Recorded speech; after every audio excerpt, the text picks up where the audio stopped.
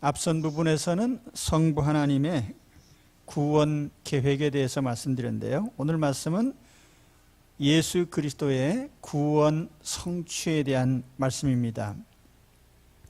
본문은 예수 그리스도를 통한 구속의 실현, 그것을 말씀하는데 문장이 길지만 대략 두 가지 주제로 대별할 수가 있습니다.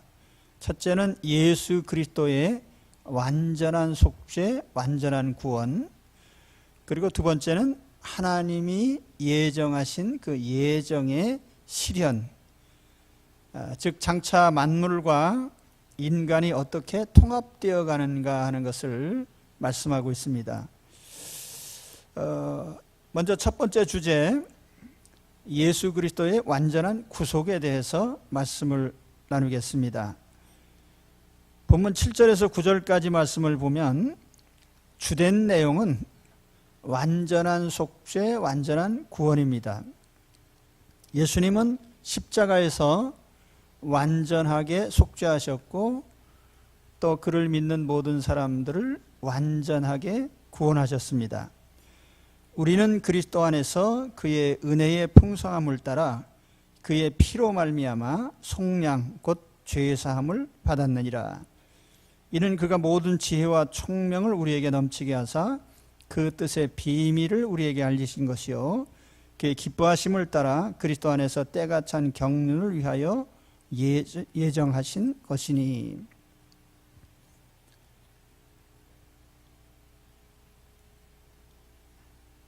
핵심은 완전한 구원입니다. 로마 카톨릭 교회를 비롯해서 또 상당수의 이 기독교 교파 안에서도 예수님의 완전 구원과 완전 속죄를 인정하지 않는 사람들이 있습니다.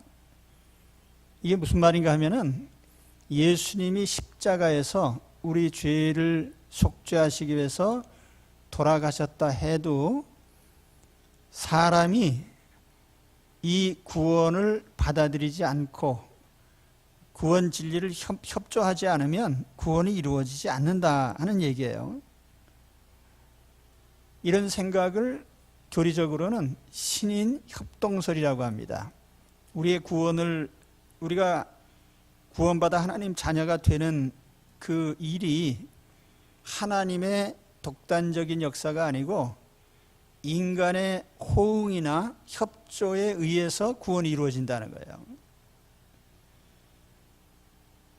만일 인간이 구원의 한 귀퉁이를 담당한다고 하면 그 구원이 성공할까요?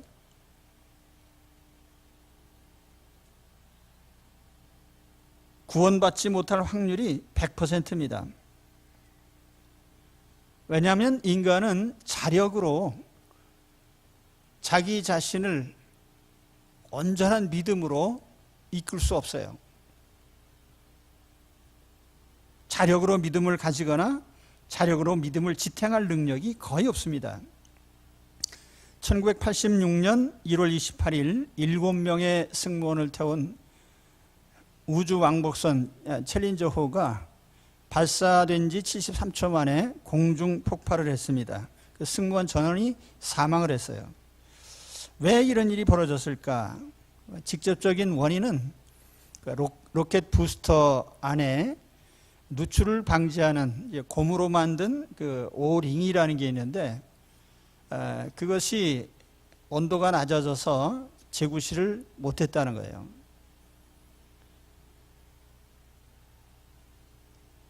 우주선 하나에 부품의 수를 얘기한다고 하면 아마 수백만 개 될 겁니다.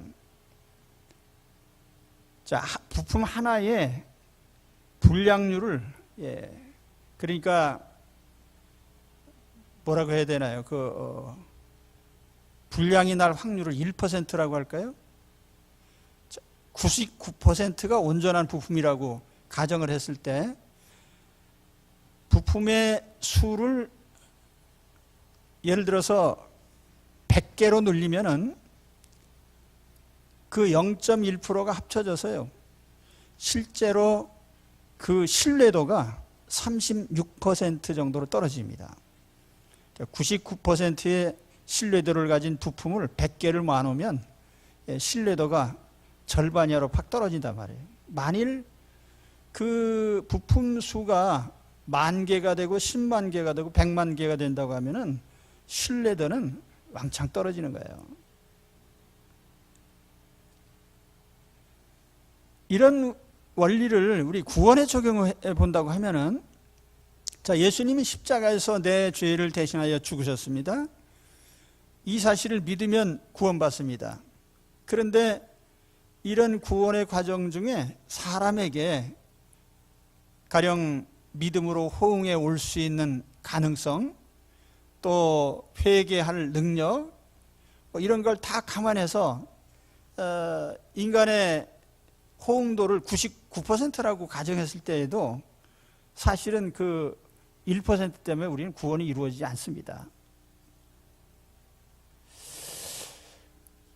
가령 예를 들어서 우리의 부족함이 어느 한 부분만이 아니고 전인격적이거든요.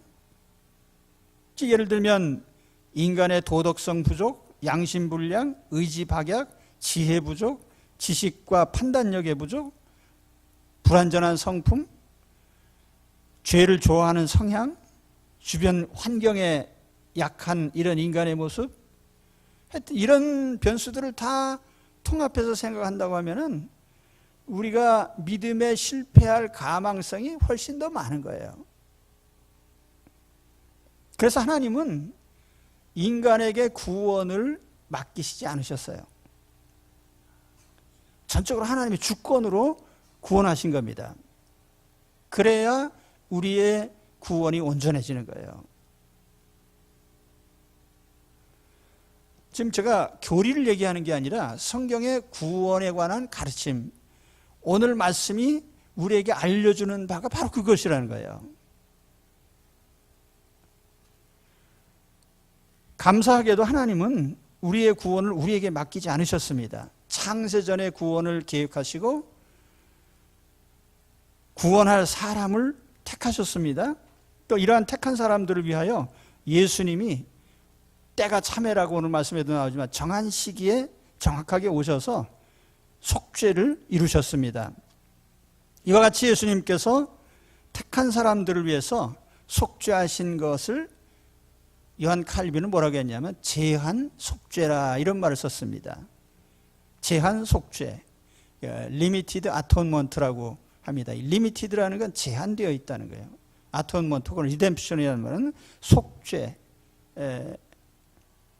우리 죄를 용서하시기 위해서, 죄를 씻으시기 위해서 속죄하신 그 속죄가 사실 안 믿는 사람들에게는 아무 효력이 없는 거예요.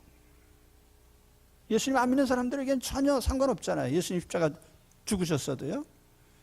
그래서 예수님의 십자가 속죄의 효력이 택한 자들, 믿는 자들에게만 나타나는 거예요. 그래서 이것은 무슨 교리를 얘기하려고 하는 게 아니라 결과적으로 보면은 속죄는 제한되어 있다는 거예요. 하나님 택한 자들에게 속죄를 하시고 그 속죄는 100% 온전한 것입니다. 그러면 이제 오늘 말씀을 통해서 왜 예수님의 속죄가 완전한지 그 경위를 오늘 말씀은 크게 세 가지로 나눠서 얘기를 합니다. 우리가 예수님의 속죄를 받았는데 예수님의 속죄가 왜 완전한지. 첫째는 하나님의 은혜의 풍성함이에요. 오늘 말씀에 그렇게 시작하죠. 우리는 그리스도 안에서 그의 은혜의 풍성함을 따라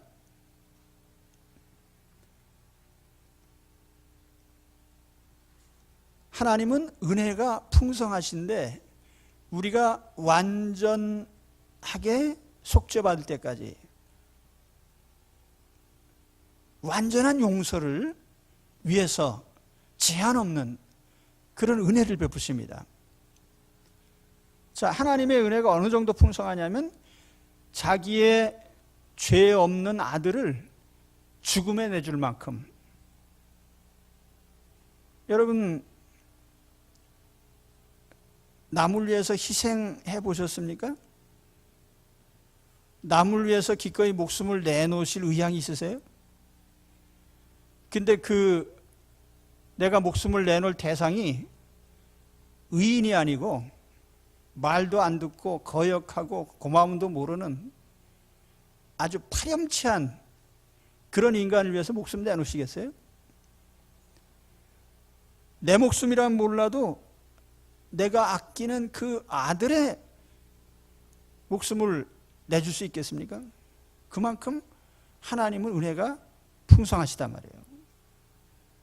또 내 아들을 내준다 해도 자, 그 사람을 용서한다고 합시다. 용서하는 정도가 아니라 용서한 그들을 내 자녀로 받아주신단 말이에요. 자녀로. 자, 원수를 용서할 수는 있어요. 근데 그 사람을 자녀로, 영원한 자녀로, 사랑하는 자녀로 삼을 수 있겠습니까? 그건 하나님은 하실 수 있는 일이죠. 이런 정도를 가리켜서 은혜의 풍성함이라고 표현한 겁니다. 예수님께서 십자가에서 죽으실 때 아버지가 죽으라고 하니까 할 수 없이 죽은 게 아니에요. 요한복음 10장 17절에 보면 내가 내 목숨을 버리는 것은 그것을 내가 다시 얻기 위함이니 이로 말미암아 아버지께서 나를 사랑하시느니라. 이를 내게서 빼앗는 자가 있는 것이 아니라 내가 스스로 버리노라. 나는 버릴 권세도 있고 다시 얻을 권세도 있으니 이 계명은 내 아버지께서 받았노라 하시니라. 예수님께서 우리 대신 목숨을 버리신 것은 예수님께서 기꺼이 하신 일이에요. 우리는 은혜 때문에 구원받은 겁니다. 하나님의 은혜로 말미암아 우리가 하나님께 구원을 받았고 완전한 구원을 받은 거예요. 지금도 우리를 향하신 하나님의 은혜는 충만합니다. 내 모든 죄를 다 용서하실 만큼 내가 어떤 죄를 지어도 회개의 기회를 충분히 주셔서 회개할 수 있도록 하실 만큼 하나님의 은혜는 충분한 거예요. 믿으십니까? 이렇게 하나님께서 택한 자들에게 충분한 은혜, 넘치는 은혜를 주셨기 때문에 우리가 완전한 속죄에 이르게 되는 거예요. 그 다음에 두 번째 근거는 피의 속죄입니다. 예수님의 피로 말미암아 7절의 하반절에 그의 피로 말미암아 속량 곧 죄사함을 받았느니라.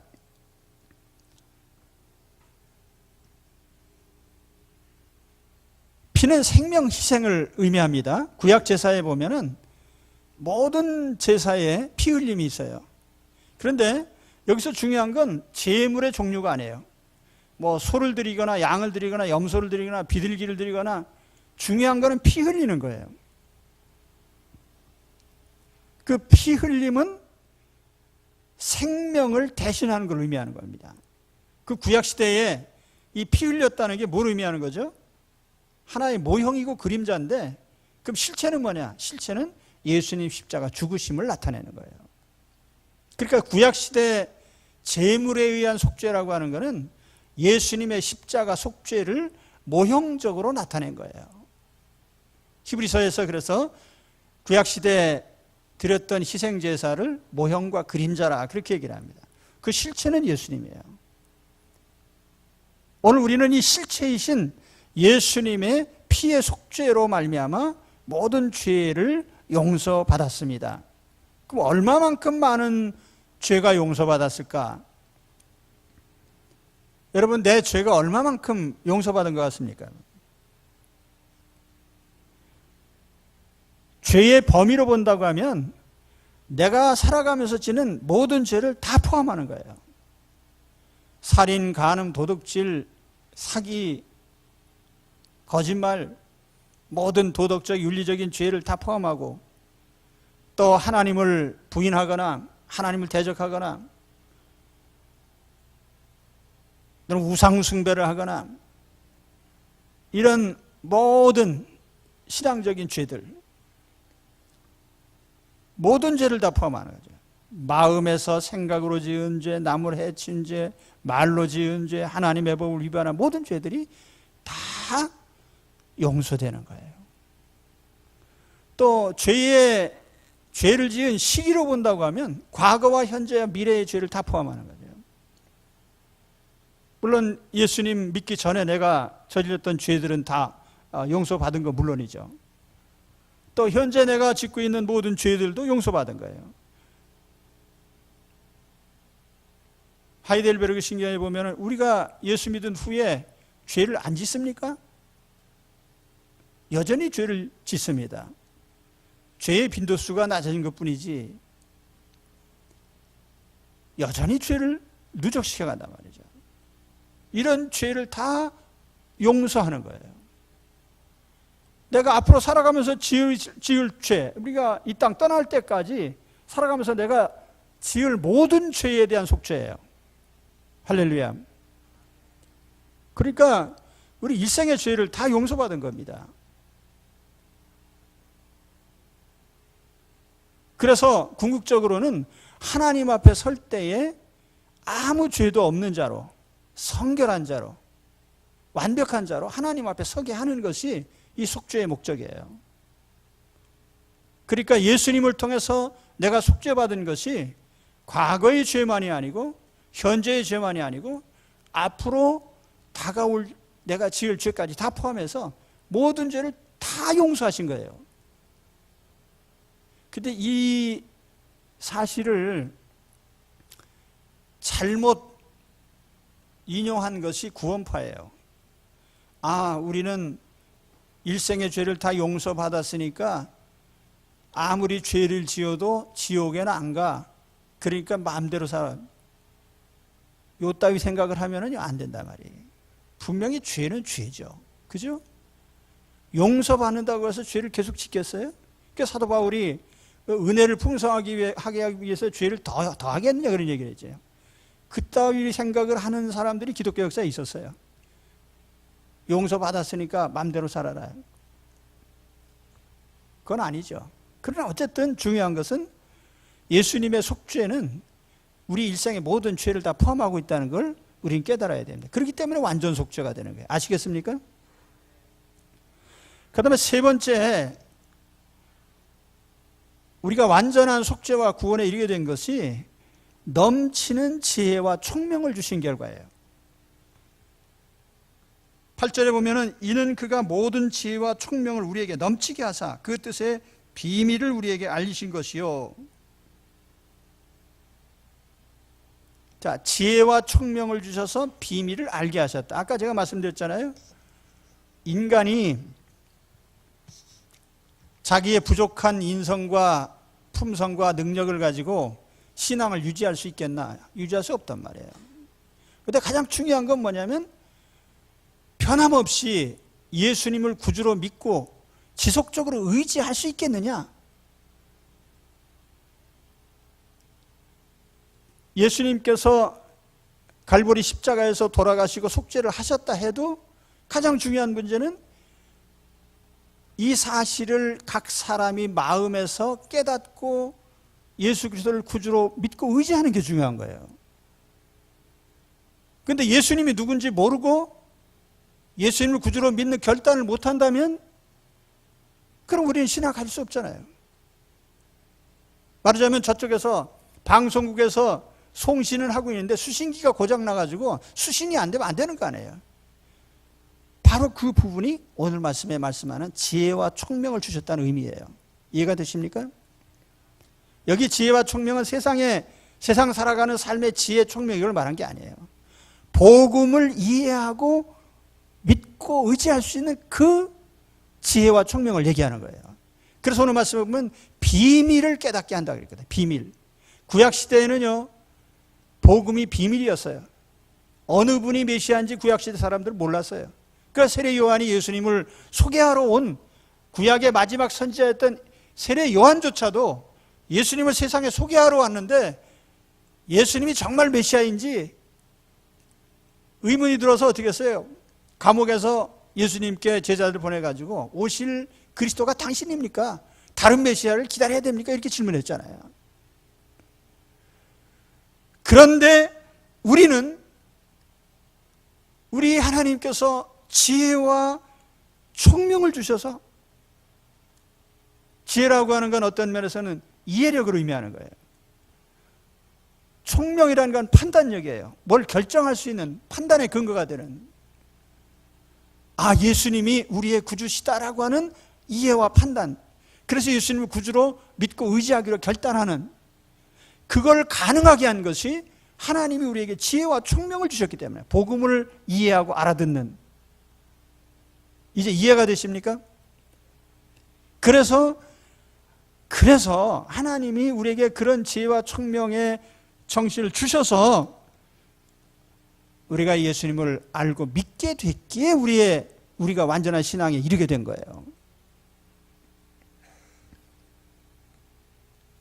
그래서 뒤에 가서 보면은 17절에 바울이 에베소 교인들을 위해서 기도한 기도 내용이 나오는데, 그 기도가 뭐냐면, 우리 주 예수 그리스도의 하나님 영광의 아버지께서 지혜와 계시의 영을 너희에게 주사 하나님을 알게 하시고.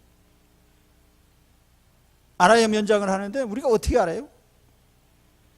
하나님이 지혜와 계시의 총명의 그런 능력을 주셔야만 진리를 알게 되는 것이 인간이란 말이에요. 그럼 오늘 우리가 예수 믿게 되었을 때 그저 내가 IQ가 높고 이해력이 높아서 복음을 이해했습니까? IQ 높으면서도 복음을 이해하지 못한 사람이 많아요. 어린아이같이 좀 부족해도 복음을 이해하고 예수님을 믿는 사람들이 하나님의 자녀들인 거예요.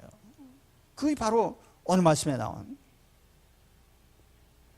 자, 예수님을 통해서 우리는 적어도 구원받기에 충분하고 확실한 은혜를 받았습니다. 예수님을 통해서 우리는 완전한 구원에 이르게 된 거예요. 할렐루야. 자, 하나님이 나를 얼마나 완전하게 구원하셨는지 다시 한번 요약해 봅시다. 하나님은 나를 용서하시고 자녀로 받아주실 만큼 충분한 은혜를 베푸셨습니다. 또한 예수님은 나의 과거와 현재와 미래, 나의 모든 죄를 다 속죄하고도 남을 만큼 충분한 피를 흘리시고 속죄를 하셨습니다. 그리고 이와 같은 진리를 내가 혹 몰라서 못 믿지 않도록 지혜와 총명을 충분히 주셔서 복음을 알고 믿고 결단하게 하셨습니다. 그래서 우리가 구원받은 거예요. 이제 하나님의 완전하신 구원이 어떻게 이루어졌는지 아시겠죠? 그 구원을 우리가 받은 거예요. 그렇기 때문에 이와 같은 구원 진리를 아는 사람들은 내가 하나님의 자녀인지 아닌지 오락가락하지 않습니다. 내가 구원 받았을까 못 받았을까 그런 의심도 안 해요. 지금 내가 예수 그리스도를 믿고 있다면 확실한 거예요. 할렐루야. 그다음 두 번째 주제가 뭐냐면 예정에 대한 실현. 그 예정의 실현이 어떤 방향으로 나가고 있느냐. 그걸 이제 오늘 말씀에 10절 11절에 보면은 몇 가지로 말씀을 하죠. 하늘에 있는 것이나 땅에 있는 것이 다 그리스도 안에서 통일되게 하려 하심이라. 모든 일을 그의 뜻의 결정대로 일하시는 이의 계획을 따라 우리가 예정을 입어 그 안에서 기업이 되었으니. 이 말씀 속에 또 오늘 이 본문 내용 가운데는 하나님의 예정이 성취되어가는 세 가지 방향이 나타납니다. 첫째는 하늘과 땅의 통일이에요. 하늘에 있는 것이나 땅에 있는 것이 다 그리스도 안에서 통일되게 하려고 하는 거다. 우주 통일. 이게 이제 거대한 목표인 거죠. 예수님이 이 땅에 오셔서 단순히 죄인 한 사람 한 사람 구원해서 천국 보내는 것만이 목적이 아니고 하나님의 뜻은 이 거대한 우주를 통합하는 데 있는 겁니다. 여기 하늘과 땅이라고 얘기한 것은 두 가지 의미가 있는 거예요. 하나는 우리가 물리적인 공간으로서 이 우주 공간 또 사람이 거주하는 땅이 하나가 된다. 우주과학자들이나 자연과학자들이 얘기하는 이 우주에 현존하는 모습은 유동적이죠. 불완전합니다. 지구의 운명이 어떻게 될까? 어떤 사람들은 태양의 수명이 50억 년 남았다 그래요. 이제 그 수소 핵융합 반응이 계속 일어나고 있는데 이 반응이 끝나는 시기가 한 50억 년 남았다는 거예요. 근데 중요한 건 그럼 지구의 운명은 어떻게 되냐? 그 태양이 점점 반응이 식어져 갈 때에 태양의 부피가 팽창한다 그래요. 그래서 지금 지구가 있는 궤도 정도까지 전부 다 뜨거운 물에 타 죽을 수도 있다. 그래서 지구의 생명체가 존재할 수 있는 기한이 언제냐면 대략 한 15억 년 이내로 봅니다. 그러니까 우주과학자들이 그렇게 얘기해요. 근데 우리는요, 15억 년, 뭐 1억 년 이렇게 계산할 필요도 없어요. 우린 100년도 못 살잖아요. 그죠? 그리고 인류 문화의 역사가 뭐 선사시대 또 기록이 남아있는 역사 시대를 이렇게 계산해 봐야 뭐 1만 년, 1억 년 뭐 무슨 그 꿈 같은 소리 하고 있습니까? 실제로 행성, 저쪽 소행성 하나가 어떻게 지나가다가 이제 지구에 뚝 떨어졌다. 그래서 지구 전체가 멸망할 가능성도 있는 거예요. 그래서 그 영화도 있잖아요. SF 영화에 보면 행성이 어떤 소행성이 지구에 충돌해가지고 해성이 와서 충돌하고. 근데 하나님께서 이 우주 만물을 통일하신다는 거예요. 근데 또 다른 측면에서 보면은 인격적인 존재들입니다. 하늘에 누가 있죠? 하나님이 계시고 천사들이 있고 먼저 구원받은 성도들이 있죠. 하나님 품 안에. 그 땅에 누가 있습니까? 땅에는 우리 현존하는 인간들이 있습니다. 그런데 하늘에 있는 것이나 땅에 있는 것이 다 그리스도 안에서 통일된다고 한다는 의미는 하나의 질서 속에 들어간다는 거예요. 지금 이 지상에는 참 수많은 사람들이 있지만 하나님 안 믿는 자가 압도적으로 많습니다. 하나님 뜻을 따르지 않는 악한 자들. 그런데 장차는 다 그리스도 안에서 통합될 거다.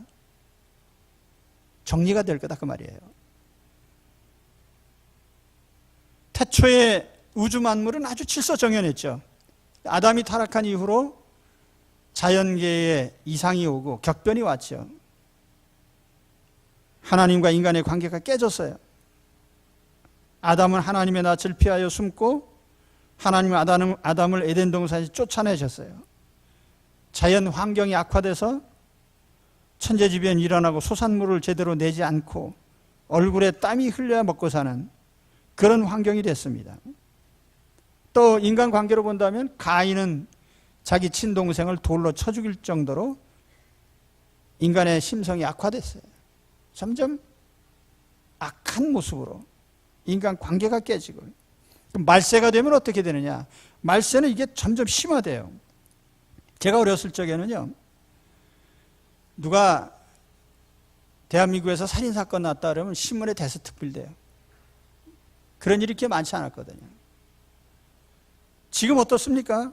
9.11 테러 이후에 지구적 상황이 완전히 달라졌어요. 지금 뭐 무슬림의 문제인 것 같지만 마귀의 역사예요. 알카에다, 보코하람, IS 집단 살상을 어떤 이유로도 그 합리화할 수 없는 거거든요. 사람을 죽이면서 정당하다고 말할 수 있나요? 우리 인권단체에서 사형제 폐지를 얘기하는데 사형제 폐지하기 전에 인간을 하찮게 여기고 집단 학살을 하는 이런 무리부터 척결을 해야 되는 거예요.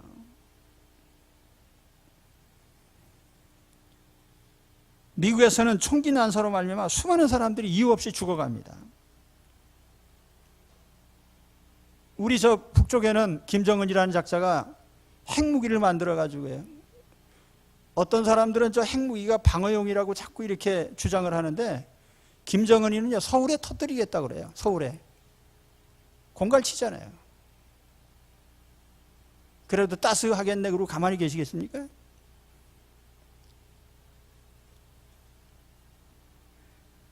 그러니까 이런 인간들이 가득한 거예요. 그런데 장차 주님이 오셔서 이루실 나라에는 모든 것이 평정이 돼요. 하늘과 땅, 천체들과 인간 거주지 모든 영적 존재들이 한 분 그리스도 안에서 통일이 됩니다. 그날을 바라보시기 바랍니다. 그 두 번째는 교회가 우주의 중심에 있게 된다라고 하는 것입니다. 우주가 하나로 통일된다면 어떤 사람들이 그 중심이 될까? 하나님 자녀들입니다. 장차 이루어질 하나님 천국에서는 하나님 자녀가 아닌 사람이 하나도 없죠. 우리가 알아야 될 건 뭐냐면 우주 가운데 교회의 위상이에요. 지금은 교회 그러면 세상 속에서 작은 무리에 불과해요. 안 믿는 사람들이 압도적으로 많죠. 무신론자, 과학신봉자, 아니면 자기를 믿는 자, 제멋대로 신앙.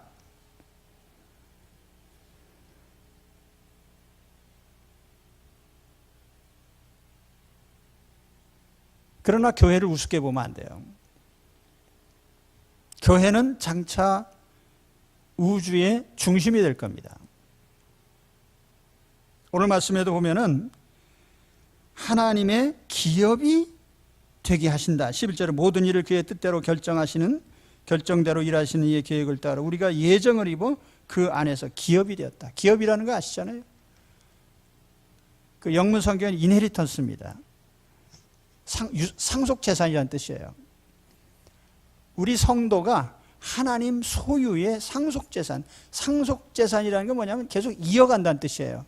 그렇기 때문에 하나님이 우리를 자녀로 삼으신 거는 영원히 하나님의 소유로 삼으시겠다, 그런 뜻이에요. 별로 고마운 생각이 없으신 것 같은데, 하나님이 우리를 영원히 이어가면서 하나님 소유로 삼으시겠다는 거예요. 이게 이제 하나님 우리를 기업이라는 말, 여기에 포함된 말입니다. 하나님이 우리를 영원한 소유로 삼으시겠다.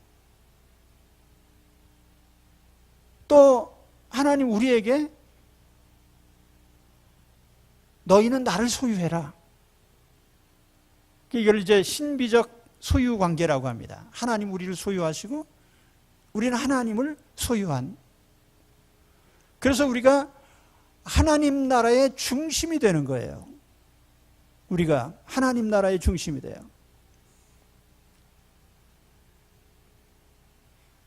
교리적으로 장차 이루어질 교회를 승리적 교회, 이 트라이엄펀트 처치라고 이렇게 부릅니다. 그리고 영광의 교회라고 부르기도 합니다. 그 지상에 있는 교회는 전투적인 교회라 이렇게 불러요. 밀리턴트 처치라고 합니다. 전투적인 교회. 이 땅에 있는 교회들은 전투 모드로 있어요. 항상 죄와 싸우고 불신앙과 싸우는 영적 전투를 하고 있습니다. 에베소 6장 10절 뒤에 가서 보면 그 영적 전투의 내용이 나와요. 교회마다 수많은 도전과 싸우고 있습니다. 세속주의와 싸웁니다. 인간의 사상과 싸웁니다. 현재도 교회는 당면 과제가 굉장히 많아요. 이 자본주의 사회의 배금 사상, 돈 중심의 세상, 배를 위해서 하는 정치, 동성애, 성 정체성의 문제, 낙태의 문제, 생명과학의 윤리 문제, 종교다원주의 문제, 이게 다 우리가 전투를 해야 될 내용들이에요. 교회 내부의 적도 많습니다. 수많은 이단자들. 역사적으로 보면 교회 안에 수많은 이단자들이 일어났어요. 영지주의, 마르키온, 아리우스, 시벨리우스, 사벨리우스, 유니테리안, 몰몬교, 전도관, 통일교, 지금 안모 교주가 하는 하나님의 교회, 이모 교주가 주장하는 신천지. 금년이 종교개혁 500주년입니다. 면죄부를 사면 천국에 올라간다고 선전했던 이 타락한 교회로부터 교회를 다시 회복하기 위해서 개혁의 깃발을 들었죠. 우리가 우리를 부를 때 기독교라고도 말을 하고 그리스도교라고도 말을 하고 우리 믿는 우리를 가리키는 칭호들이 여러 가지인데 어떤 분들은 개신교라고 해요. 개신교라는 말은 잘못된 표현이에요. 개신이란 말은 뭘 새로운 종교가 됐다는 뜻이 아니에요. 개혁교회라고 하는 게 맞습니다. 우리 잘못된 것을 뜯어 고친 교회거든요. 교회는 끊임없이 잘못을 뜯어 고쳐 가야 됩니다. 주님 오신 날까지. 왜냐하면 세속도시 안에 있기 때문에 끊임없이 개혁해 가는 게 교회예요. 영광의 승리의 그날까지 영적 전투에 헌신하시기 바랍니다. 교회는 세상 속에서 비중이 크든 작든 교회는 미래적인 중심 세력이란 말이에요. 여기에 포함된 것을 자랑스럽게 여기시기 바랍니다. 교회 밖의 사람들한테 우리가 기죽어 살 필요가 하나도 없는 거예요. 우리는 하나님이 우주의 중심에 세우실 그런 사람들입니다. 예. 너무 거창해가지고 실감이 안 나는 내용이죠. 네. 그러나 매우 중요한 내용이에요. 그리고 세 번째는 그리스도가 우주 통치의 통치권자시다 라고 하는 것입니다.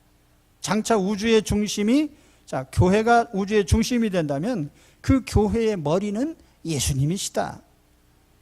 그러니까 예수 그리스도가 우주의 왕이시라는 얘기죠. 사도 바울은 에베소서나 골로새서에서 이 점을 강조합니다. 예수님은 교회의 머리시다. 우주의 왕이시다. 사도 요한은 계시록에 예수님을 만왕의 왕이요 만주의 주라는 표현을 썼습니다. 교회가 우주의 중심에 있다면 교회를 통하여 하나님이 세상을 통치하시고 자연 만물도 인간도 다 교회 아래에 있습니다. 만물 위에 교회를 세우셨다 이렇게 얘기를 해요. 만물 위에. 그리고 이 교회를 통해서 하나님은 모든 충만한 복을 주십니다. 그것이 바로 하나님이 창세전에 계획하신 미래적인 우주의 모습이에요. 그러니까 에베소서 1장에 이 짧은 부분에서 이걸 언급하고 있는 거죠. 그렇죠?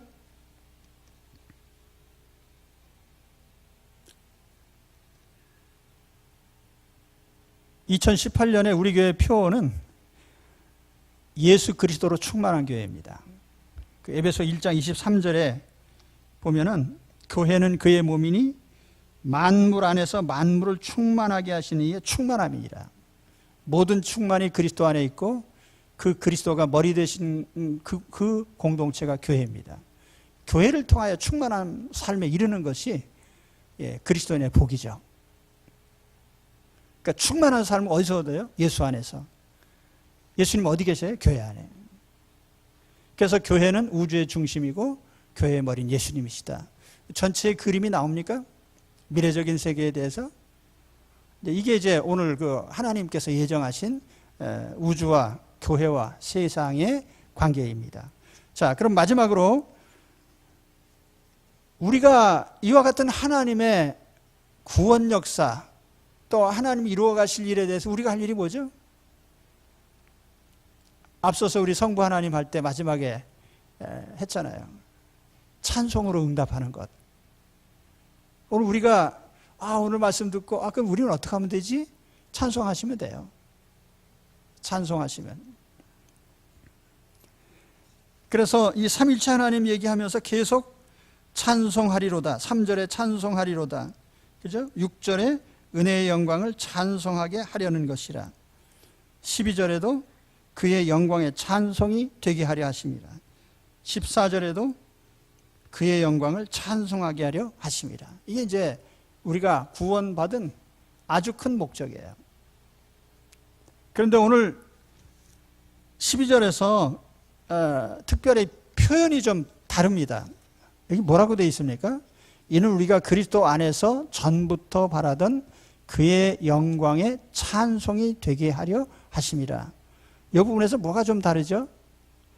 찬송하라가 아니라 찬송이 되라 이렇게 되어 있어요. 찬송이 되라. We should be.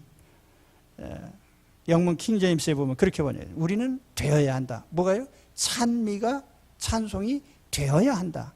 그러니까 우리가 하나님을 찬송할 뿐 아니라 우리 자신이 찬송이 되어야 된다는 거예요. 그건 무슨 뜻이냐 하면 우리의 생각과 말과 행실, 이 세속 도시 안에 살아가는 우리 그리스도인 그 모습 자체가 하나님의 찬송이 돼야 된다는 거예요. 다른 사람들 우리를 보면서 하나님의 영광이네. 참 하나님은 위대하시네. 하나님의 축복이 나타났네. 우리를 볼 때 다른 사람들이 하나님을 찬송하게 돼야 돼요. 하나님 칭찬하는. 그죠? 전 이런 생각을 해요. 자, 기독교에 대한 부정적 인식들이 다 어디서 왔을까? 결국에는 자업자득인 거죠. 그리스도인이 찬송이 되지 못한 결과죠. 세상 사람들 눈에 나쁘게 비춰진. 세상 사람들이 우리 신앙 보고 뭐라고는 안 해요. 유일하신 하나님, 유일하신 구주 믿는 거 가지고 크게 시비는 안 합니다. 자기들하고 이해상관이 없기 때문에. 그런데 우리가 부도덕하게 사는 문제에 대해서는 세상 사람들이 시비를 많이 하거든요. 그러니까 우리가 하나님의 찬미가 되도록 해야 되는 거예요. 지금 오늘 예수님을 통해서 완전한 구원받았다는 사실을 이제 확신을 드리면서 이 말씀 드리는데, 자, 나만 확신 가지고 나 하나님 자녀가 확실하네. 그 얘기 하려고 지금 하는 거예요? 그러니까 어떻게 하라는 거예요? 그러니까 우리가 세상에서 뭔가 좀 부족하고 연약하고 도전도 받고 고난도 받고 실수도 하고 그렇지만 하나님을 다른 사람들이 나를 보고 하나님을 칭찬하도록, 나를 보고 하나님을 욕하고 믿는 사람을 욕하고 교회를 욕하지 않게 그렇게 만들어야 된단 말이에요. 그렇죠? 네. 오늘 이제 어떻게 보면은 찬송하라고 하는 이 말씀보다 찬송이 되라고 하는 게 참 힘든 거예요. 우리의 삶이 찬송이 돼야 되겠죠. 그래서 킹 제임스 성경 바로 이 귀절을 그렇게 번역을 합니다. We should be to the praise of his glory. 그의 영광을 찬미하는 그런 찬미가 되라. 하나님의 영광을 다른 사람들이 나를 통해서 찬양할 수 있게 만들어라. 엄청 어려운 숙제를 하나 드렸죠. 근데 완전한 구원받아서 우주의 중심이 되실 성도님들, 하나님의 영원한 기업 되신 그런 입장에서 보면 그렇게 해야 되는 거죠, 당연히. 받은 게 너무 크니까. 자, 이런 여러분들이 되시기를 축원합니다. 기도하겠습니다.